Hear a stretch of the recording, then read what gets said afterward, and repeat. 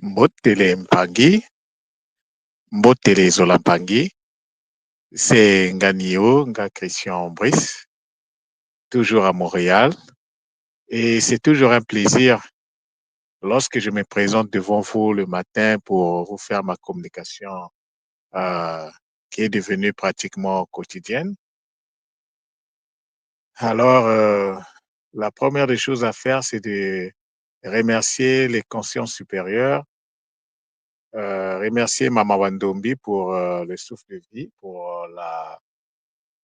euh, le Sikama, pour le Siama, pour la santé, la stabilité. Et, et donc, ce remerciement est donc adressé à l'endroit de toutes les dimensionisations de la source, ce qui comprend tous les Mpangi qui vont prendre de leur temps pour écouter donc le message de ce matin. Et ce matin, je vais parler rapidement d'un mot que nous avons l'habitude d'utiliser. Et ce mot, c'est le mot mantra. Mantra, ce n'est pas un mot Congo en tant que tel, mais mantra, c'est un mot qui renvoie aux paroles de puissance. Mais cependant, en Congo, la majorité des mots Congo sont des mantras.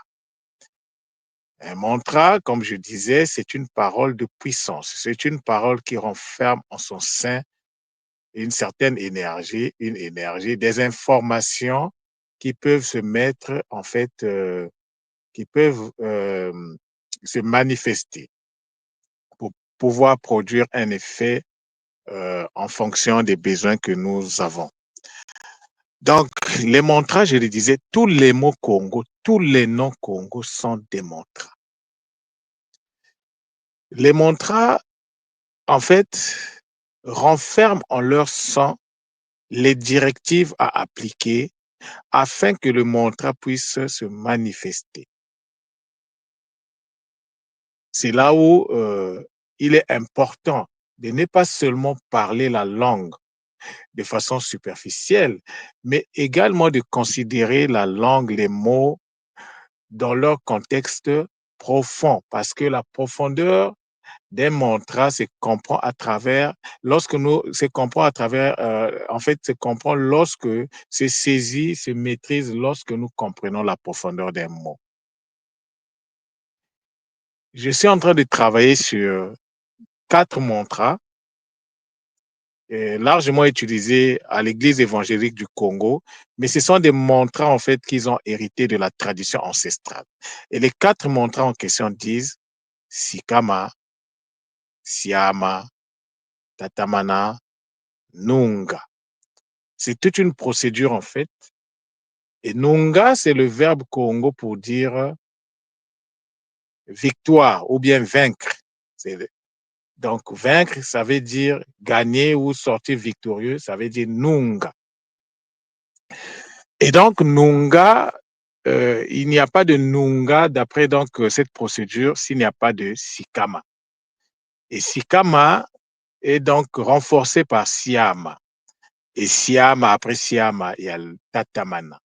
Tatamana peut se comprendre dans le sens de la persévérance, mais également de la discipline, parce que pour être persévérant, ça demande de la discipline. Donc, l'insistance. Voilà. Comme ça on peut donc comprendre le mot tatamana. Et donc, ce sont les 3 mantras qui vont donc emmener quelqu'un au Nunga. Et ce que nous devons comprendre, c'est qu'il y a un qui sale. Mais si vous prenez, par exemple, le mot tatamana, bon, je vais vous donner quand même je vais quand même donner quelques. C'est-à-dire que dans le mot tamana, nous avons un premier ta, ça veut dire quelque chose. C'est un ordre en fait qu'on te donne. Ta, dis, prononce. Qu'est-ce que tu vas prononcer? Tu vas prononcer tamana. Le mot tatamana te demande de vocaliser le mot tamana. Mais il faut que tu sois capable de comprendre qu'est-ce que ça veut dire tamana. Mais ta mana ne peut avoir d'impact que s'il est inséré dans son contexte. Et tamana, dans le tamana, nous avons un verbe. On peut tirer un verbe. En lingala, on peut dire tomona. Il y a le verbe mana. Il y a le mona qui constitue en fait une variante. Et mona, c'est le verbe voir. Mana, c'est le verbe finir, arriver à bout, c'est-à-dire arriver à la fin. Ouais, l'empang. Bon, je ne vais pas tout quand même donner, mais c'était juste, j'ai pris cet exemple-là pour vous dire qu'un mot Congo, un mantra, dans la tradition Congo, renferme en son sein les directives qu'il faut mettre en application pour pouvoir arriver donc à ce que vous voulez avoir comme objectif, comme résultat. Lorsque vous avez le mot Ntangu qui renvoie au soleil, oui, ça veut dire soleil, mais c'est un mantra. Et qu'est-ce que Ntangu nous demande? C'est un ordre. Un mantra, c'est un mot de puissance, c'est un ordre. C'est quelque chose on n'a même pas le choix en fait. Et Ntangu, ça veut dire quoi? Dans Ntangu, nous avons deux sons. Nous avons le Nta et nous avons le Ngu. Et le Nta, c'est quoi? Le Nta, c'est le verbe appelé dans sa forme pronominale, mais à l'impératif. Ça veut dire appelle-moi. Appelle-moi comment? Appelle-moi Ngu. Mais ce n'est pas un simple mot. Ça veut dire quelque chose. Dans quel contexte on va appeler Ngu? Mais Ngu, c'est quoi dans la tradition ancestrale Congo? Dans la langue Congo, Ngu, c'est quoi?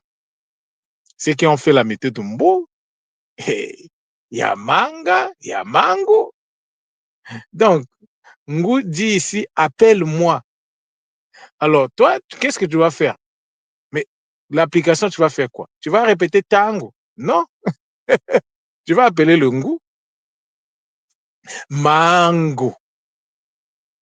Alors, toi, tu dois faire quoi? Tu dois vocaliser Ngu parce que c'est ce qu'on te demande de faire. Mais il faut savoir dans quel contexte le faire. Qu'est-ce que tu veux avoir pour vocaliser le Ngu? Pourquoi est-ce que tu as besoin de Ngu afin de pouvoir l'appeler? Mais là, je n'ai pas fait la vocalisation sacrée de Ngu parce que la vocalisation sacrée, c'est autre chose. Mais maintenant, le mot Ngu en question, il faut d'abord le construire à travers le Kimpova. Ah oui, parce que si tu ne le construis pas, tu le prononces comme ça, tu es en train de prononcer le vide, aucun impact. Donc, si tu comprends que Ntango me donne l'ordre de vocaliser Ngu, alors la première des choses, c'est d'abord de construire Ngu. Ngu vient d'où? Ngu vient de Nga. D'abord de Ngi, mais il y a deux sortes de Ngi. Est-ce que c'est le Ngi de la potentialité ou le Ngi de la fusion dans le Nza? Si c'est le goût de la potentialité, vas-y. Si c'est le goût de la fusion, mais il faut savoir, mais cette fusion-là, c'est la fusion de quoi et de quoi?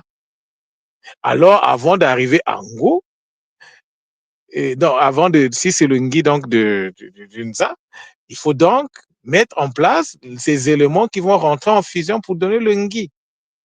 Et le Ngui en question, donc, dans le Ngui, tu as le Nga, tu as le Ngu. Alors, il faut mobiliser ça. Il faut les construire. Il faut les construire d'abord.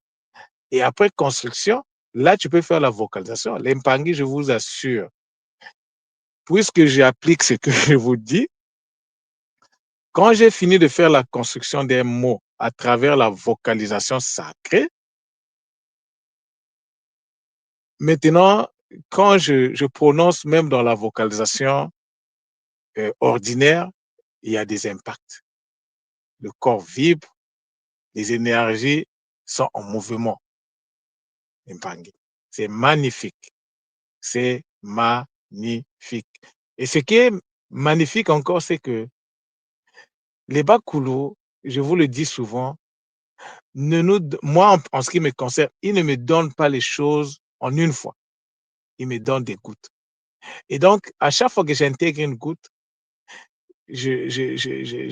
en fait, c'est un processus qui est naturel.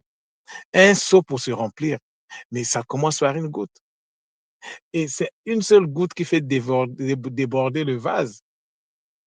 Ce qui est valable pour le monde matériel est valable pour le monde spirituel et pas. Ne vous attendez pas à des choses de façon que ça descende comme dans des containers. Non, il faut les construire et la construction, demande la patience. Il faut de la patience, de la persévérance. Il faut de la discipline. Ce n'est pas parce que vous avez commencé à construire quelque chose que du coup, non, c'est comme un bébé. Un bébé, ça prend du temps. Pour devenir un homme, ça prend combien de temps avant de devenir un homme? Mais un homme, à la base, c'est la sémence de l'homme qui est mélangée, qui rentre en interaction avec donc, la sémence de la femme. Et les deux vont former donc, ils vont donc former une entité. Et cette entité-là, qui va commencer donc à l'étape subatomique, va grandir jusqu'à devenir, donc à un certain moment, au niveau ça va devenir un fœtus, ça va devenir un bébé. Et quand le bébé, c'est-à-dire que le fœtus arrive à maturité, ben, faut sortir. Et une fois que le fœtus sort, le fœtus n'est pas encore tout à fait stable, n'est pas encore tout à fait, il est fragile. Donc, il faut en prendre soin. Il faut lui donner les soins. Il va arriver des moments où l'enfant sera malade, mais on ne baisse pas les bras. On regarde devant, on soigne l'enfant. L'enfant va prendre ses marques. L'enfant va grandir. Et à la fin, l'enfant va devenir un homme. Mais celui qui est devenu l'homme, il ne se rappelle même plus en fait de toutes les étapes qui lui ont permis de devenir un homme. Et lui aussi, à un certain moment, il va rentrer dans le processus de création dans le Nza. Vous voyez l'impact? Donc, les choses demandent de la patience, de la persévérance. Mais c'est à travers les montres. Les mots Congo ne sont pas là pour juste embellir. Ce sont tous des mantras. C'est pourquoi il est important de maîtriser les mots Congo afin que les mantras qui y sont insérés, les ordres qui y sont insérés puissent produire de l'effet d'impact. Je vous le dis souvent, ceux qui vont négliger le Kikongo, c'est-à-dire ils vont se voir, ils seront bloqués à un certain moment, ils ne pourront pas avancer. Parce que tu vas avancer sur quoi? Et ceux qui pensent également que le Kikongo, c'est juste que non, il faut que ça soit une pratique de tous les jours. Il faut apprendre. C'est pour ça, moi, actuellement, dans les cours du Kikongo, j'essaie de faire l'amplification des mots. C'est-à-dire, je peux prendre un mot, mais si ce mot-là a des passerelles, si je peux faire des passerelles avec d'autres mots Congo, je me donne l'obligation d'expliquer ces autres mots, même s'ils ne sont pas à la base le mot à l'étude. Je le fais et ça permet au Mpangi de disposer à la fin de beaucoup de mots, des mots qui sont expliqués, qui sont compris. Vous voyez l'impact? Donc, c'est très important que nous puissions faire notre part. C'est pas au bas Koulou de venir faire le décryptage de moi à ta place. Non, c'est ta responsabilité. C'est ta responsabilité. Les bas Koulou, dans ce processus-là, vont t'aider à comprendre la profondeur. Mais c'est toi qui dois prendre le mot, le placer, commencer à regarder le mot. Rien, c'est-à-dire que si tu veux accéder dans la profondeur, il faut d'abord, c'est la syllabe qui te donne l'accès à la profondeur. Et si tu ne maîtrises même pas la notion de la syllabe, c'est compliqué. Dans le cours, dans le document intitulé Introduction au mystère du Kikongo, j'ai expliqué la cellule, j'ai même expliqué c'est quoi la phrase. Tout ça, c'était pour donner en fait les éléments pour que les Mpangé comprennent. Mais un mot en lui-même, c'est déjà une phrase. Si je vous dis tatamana, c'est toute une phrase en fait. Oui, selon le point de vue de la langue française, c'est un mot. Mais chez moi, tatamana, ce n'est pas un mot, c'est un ensemble de mots. C'est plusieurs sons. Un son, c'est déjà un mot pour moi. Ouais, les Mpangé. Donc, le Kikongo ici devrait concerner tout le monde. Et moi, en ce qui me concerne, c'est le bonheur d'Impangué. Hier, je ne savais pas ce que ça. Je connais les mantras, j'en parle, mais la compréhension que j'ai aujourd'hui du mot mantra, c'est ce matin que je l'ai eu. C'est ce matin seulement. C'est pourquoi je me suis dit, je vais communiquer là-dessus, l'Impangué. Donc, c'était un bonheur de vous apporter donc ces informations sur les mantras. C'est une responsabilité pour nous. Si nous voulons être puissants, parce que c'est de cela qu'il s'agit, un mot de puissance, c'est le mot qui te permet d'être puissant. Lorsque nous disons Nzambi Mpungu Tulenda, c'est pas seulement une récitation, mais c'est des paroles de puissance. Mais il faut connaître Nzambi, c'est quoi? Il faut connaître Mpungu, c'est quoi? Tulendo, qu'est-ce que ça veut dire? Voyez l'impact. Donc, tout ça là, ça fait partie de ce que j'appelle la construction énergétique. Et sans le Kimpova, impossibilité mathématique d'y parvenir. Beaucoup de Zola à vous l'impangi, c'est pardon que euh, cette parole de fin que je vous dis, Matondo, Matondo, Matondo, Zola, Zola, Zola.